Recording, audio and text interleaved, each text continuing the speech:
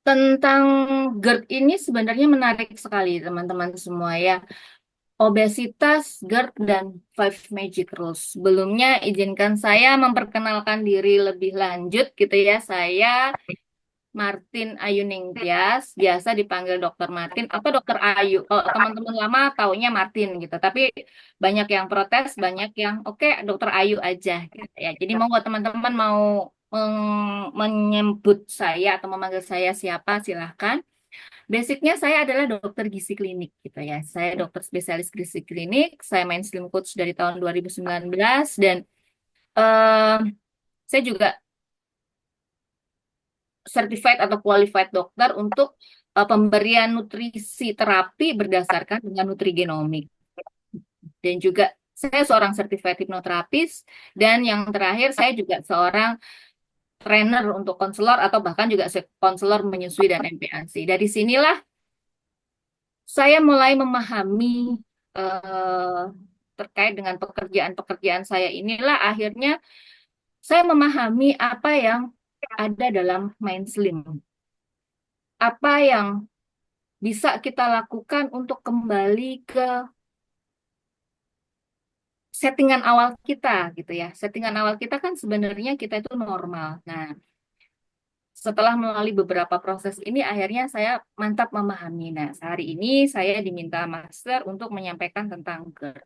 Kenapa? Karena GERD ini ternyata memang di pasien gitu ya, pasien yang datang seperti yang saya sebutkan tadi di WA, itu tidak hanya satu, tapi banyak pasien yang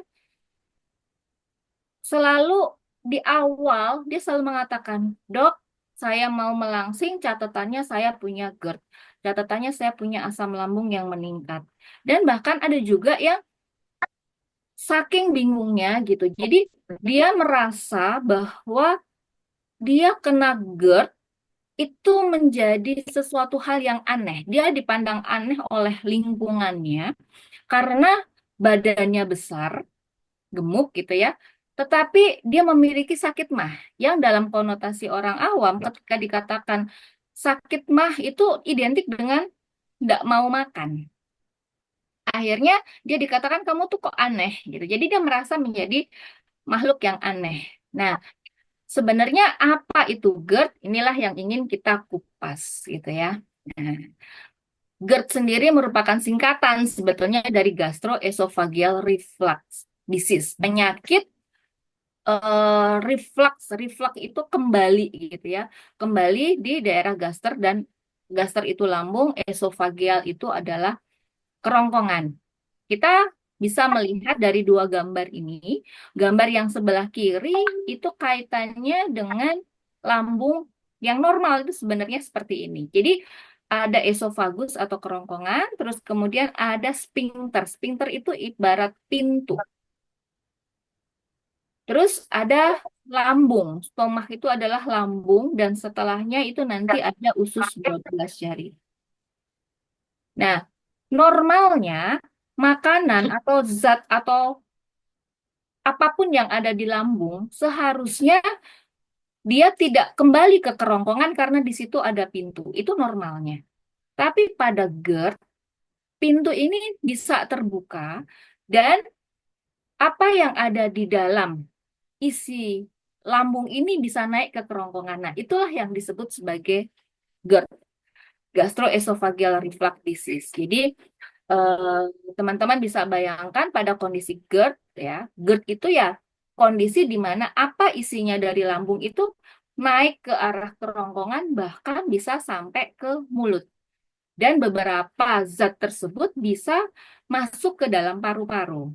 Nah, angka kejadian GERD ini sendiri di Indonesia berdasarkan GERD Questionnaire itu sebanyak 9,3%.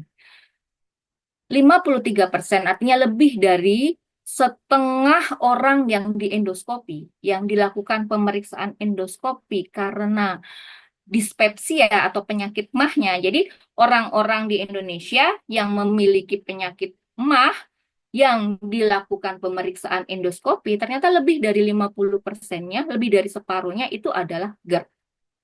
Cukup banyak sebetulnya kasus ini. Nah, oleh karenanya kita perlu memahami apa itu seperti GERD. Jangan-jangan tanpa kita sadari pun kita juga mengalami GERD. Nah, GERD itu bisa menimbulkan gejala sakit mah. Mah itu adalah lambung ya. Mah itu adalah istilah untuk lambung. Jadi apabila punya sakit mah yang tidak sembuh-sembuh, itu bisa jadi jangan-jangan GERD. Atau kita merasakan ada sesuatu yang mengganjal tuh di tenggorokan, di pangkal mulut gitu ya. Ada yang ganjel. Terus bisa menimbulkan suara sampai serak. Terus bisa juga kita bisa merasakan kayak ada cairan atau bahkan ini cairan asam atau bahkan nggak asam, tapi ada cairan yang balik gitu dari arah kerongkongan, dari arah kerongkongan kok naik kok sampai ke mulut kita. Itu juga salah satu gejala dari GERD. Atau terjadi kesulitan menelan atau bahkan nyeri ketika kita menelan. Terus bisa juga manifestasinya sebagai batuk kronis. Kronis itu lama, jadi batuk yang nggak sembuh-sembuh. Bisa juga mengalami nyeri daerah dada, rasa terbakar di daerah dada, jadi panas daerah dadanya. Dan bisa juga muncul asma. Kenapa bisa muncul asma ya tadi seperti yang saya sebutkan, ketika refluksnya itu atau kembalinya sampai ke atas, dia ada sebagian bisa masuk ke arah paru-paru dan itu bisa merangsang eh, bronkus atau di daerah paru-paru itu untuk apa ya mengecil gitu sehingga muncullah gejala asma. Jadi gejala-gejala ini merupakan dampak dari asam lambung yang naik ke arah mulut. Bahkan ada beberapa juga yang merasa mulutnya berbau dan sebagainya. Jadi banyak sekali range-nya untuk GERD ini. Nah, bagaimana sih mekanisme terjadinya GERD? GERD ini bisa terjadi karena gangguan gerak esofagus. Esofagus itu kerongkongan tadi ya. Jadi eh, gerakannya kan harusnya bagus, tapi dia terbolak-balik gitu. Akhirnya bisa yang tadinya udah masuk naik lagi. Terus yang kedua bisa juga karena kelainan sphincter. Sphincter itu tadi yang saya sebut sebagai pintu. Pintu antara esofagus atau kerongkongan ke lambung ya ada kelainan di situ pintunya entah lembek atau dia tidak menutup gitu makanya eh, cairan yang ada di lambung bisa naik ke atas. Yang ketiga ada hiatus hernia. Nah itu kondisi di mana Nia bisa dilihat ada semacam lambung itu sebagian ada yang masih tertinggal di atas terus tergencet oleh diafragma batas antara rongga dada dengan rongga perut.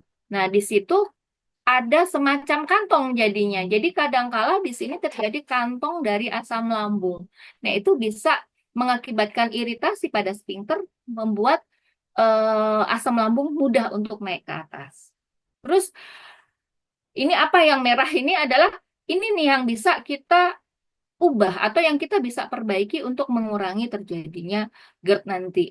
Jadi mekanisme yang keempat adalah terjadinya peningkatan tekanan dalam lambung. Jadi di dalam lambung ini tekanannya sangat tinggi. Kalau tinggi kan sesuatu hal ketika tekanan tinggi pasti dia akan mencari daerah yang tekanannya lebih rendah. Nah, ini bisa diakibatkan oleh apa? Peningkatan tekanan ini bisa diakibatkan karena volume lambung sendiri terisi kebanyakan. Nah, di bawahnya kan ada peningkatan kapasitas lambung. Jadi, peningkatan kapasitas lambung ini juga bisa mengakibatkan tekanan di dalam lambung menjadi tinggi karena terlalu penuh volumenya. Tapi bisa juga dari faktor dari luar lambung sendiri. Misalkan adanya lemak berlebih dalam rongga perut. Akibat adanya lemak berlebih dalam rongga perut, lambungnya tergencet. Sementara kalau isinya banyak, dia akan meningkatkan tekanan di dalam lambung. Isinya tidak banyak pun, apabila dia tergencet, tentunya tekanannya akan lebih tinggi daripada yang tidak ada gencetan. Nah, yang menggencet itu siapa? Salah satunya adalah lemak. Terus bisa juga peningkatan sekresi asam lambung, peningkatan pengeluaran asam lambung. Jadi asam lambung itu sebenarnya diproduksi oleh sel lambung untuk apa? Untuk mencerna makanan. Nah, kadangkala keluarnya asam lambung itu banyak sehingga kapasitas lambung tentunya akan penuh. Nah, kalau udah penuh tekanannya tinggi, dia akan naik. Pintunya itu bisa dijebol atau didorong gitu. Apalagi kalau mekanisme yang satu, dua, dan tiga di atasnya juga sudah ada. Tidak ada mekanisme satu, dua, dan tiga di atas pun ketika terjadi dua yang di bawah itu memudahkan untuk terjadinya GERD. Nah, hal ini yang perlu kita pahami untuk bisa bagaimana kita bisa mengurangi keluhan atau kita bisa menghilangkan GERD itu. Itu mekanismenya seperti itu. Jadi, apa faktor risikonya? Nah, faktor risiko inilah yang bisa memunculkan GERD. Tentunya satu, tadi ya obesitas. Karena adanya obesitas, terutama obesitas yang tipe yang sentral ya, yang di dalam perut, maka tekanan intragastrik atau tekanan di dalam lambung akan meningkat. Dia akan memudahkan apa yang ada di dalam lambung naik ke atas. Kehamilan. Adanya kehamilan juga hampir sama ya dengan obesitas, di samping hormonal juga akan mengakibatkan sphincter tadi juga akan terpengaruh gitu. Terus beberapa makanan, kafein, coklat, peppermint, makanan pedas, makanan berlemak, alkohol, itu juga bisa mengakibatkan eh, peningkatan sekresi asam lambung, bisa meningkatkan gangguan pada sphincternya, bisa meningkat, bisa kalau kayak berlemak itu menyebabkan pengosongan lambung menurun, lambat. Jadi makanan yang berlemak itu akan keluar dari lambung lebih lambat. Akibatnya kalau dia diisi-isi terus kan lambung kapasitasnya menjadi full. Nah, alkohol, infeksi Helicobacter pylori juga bisa mengakibatkan gangguan pada peningkatan sekresi asam lambung. Kemudian adanya disbiosis atau keseimbangan mikrobiota di dalam lambung yang tidak seimbang, itu juga bisa meningkatkan risiko untuk terjadinya GERD ini. Posisi terlentang, berbaring setelah makan, merokok, atau adanya tembakau. Jadi tidak hanya merokok ya, jadi konsumsi tembakau misalnya pada orang-orang yang kalau bahasa Jawa itu nginang, nyirih ya, itu juga bisa meningkatkan risiko terjadinya GERD. Gangguan jaringan konektif, hiatus hernia, sindrom Zollinger-Ellison, dan faktor genetik. Yang saya tuliskan dengan abu-abu ini adalah hal yang sulit kita untuk apa ya, ya sudahlah terjadi seperti itu. Jadi perlu pengobatan, perlu rekayasa gitu ya. Kalau kayak hiatus hernia berarti perlu operasi. Kalau genetik ya kita udah nggak bisa ngapa-ngapain gitu ya. Kehamilan ya cuman bisa mengurangi gitu. Tapi yang menyebabkan sendiri ya itu secara alamiah terjadi, mungkin lebih sulit untuk mengurangi, menyembuhkan. Tetapi bisa kita mengurangi dari gejalanya. Nah, yang hitam inilah di sini kita bisa, kalau kita bisa perbaiki di situnya, maka ya insya Allah hilang itu gapnya, gitu ya. Nah, sekarang apa kaitannya dengan obes? Di sini saya tidak akan bicara tentang obesitas itu sendiri karena saya yakin Slimmers Buddies juga sudah memahami apa itu obesitas, kriteria obesitas gitu ya. Nah, ini kaitannya sama GERD. Ternyata GERD dengan obes yang tadi dikeluhkan oleh salah satu pasien saya yang merasa menjadi makhluk aneh karena memiliki sakit GERD, memiliki GERD sementara dia obes, sebenarnya bukanlah suatu keanehan. Bahkan orang obes itu cenderung lebih mudah untuk terjadi GERD. Jadi ini ada penelitian, ya, ini sebuah review ya, review systematic review dari beberapa penelitian menunjukkan bahwa orang yang obes ternyata 1,3 kali lebih mudah untuk terjadinya GERD. Dan ternyata untuk komplikasi GERD pun itu obesitas juga akan meningkatkan risikonya. Nah,